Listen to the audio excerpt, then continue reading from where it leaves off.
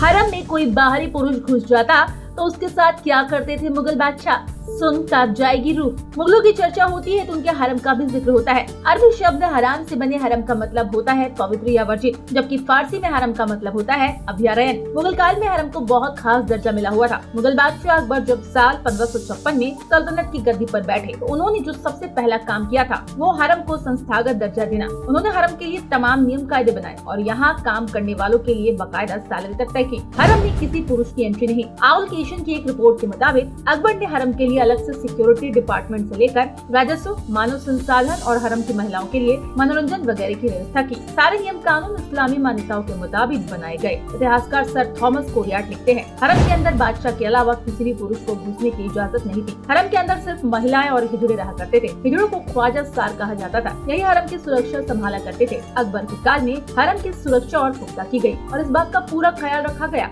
कोई बाहरी शख्स किसी भी सूरत में हरम में दाखिला न होने पाए। हिजड़ों के हवाले पूरी सुरक्षा। अनीशा शेखर मुखर्जी ने अपनी किताब the red fort of Shahjahanabad and architectural history में मुगल हरम पर विस्तार से लिखा। वो लिखती है, हरम ऐसा हिस्सा था जहाँ किसी भी बाहरी शख्स को किसी सूरत में जाने की इजाजत नहीं थी। इसकी दो वजह थी, पहला बादशाह की सुरक्षा को ध्यान में रखते हुए और दूसरा हरम में रहने वाली महिलाएं किसी बाहरी पुरुष से संबंध न बना ले। हरम में 3 लेयर की सुरक्षा व्यवस्था हुआ करती थी। सबसे बाहरी लेयर की सुरक्षा आम सैनिक संभाला करते थे, जिसमें पुरुष सिपाही भी शामिल थे, पर अंदर की सुरक्षा सिर्फ और सिर्फ हिजड़ों को मिलती। तुर्की और कश्मीरी महिलाओं को भी हरम के अंदर गार्ड की ड्यूटी पर रखा गया। इसकी वजह ये थी कि वो स्थानीय भाषा नहीं समझ सकती थी। ऐसे में बादशाह की बातें इधर उधर होने का डर नहीं था। इतिहासकार राना सफवी एक आर्टिकल में लिखती हैं, जब बादशाह हरम में जाते तो हिजड़े उनके आसपास सुरक्षा घेरा बना लेते थे। जब तक वो अंदर रहते तब तक पूरी मुस्तैदी से उनके इर्द गिर्द डटे रहते। किले की दीवार से फैल दिया था। सुबह उसे सुरक्षा कर्मियों ने पकड़ लिया और औरंगजेब के सामने पेश किया। युवक को पता था कि अगर उसने हरम में घुसने की बात मान ली तो फौरन मारा जाएगा। उसने झूठ बोला कि वो नदी किनारे से किले की दीवार पर चढ़ गया और शाही महल तक पहुंचना चाहता था। औरंगजेब ने उससे कहा कि वो जिस तरीके से किले के अंदर घुसा था उसी तरीके से नीचे उतरे। युवक को दीवार पर ले जाया गया।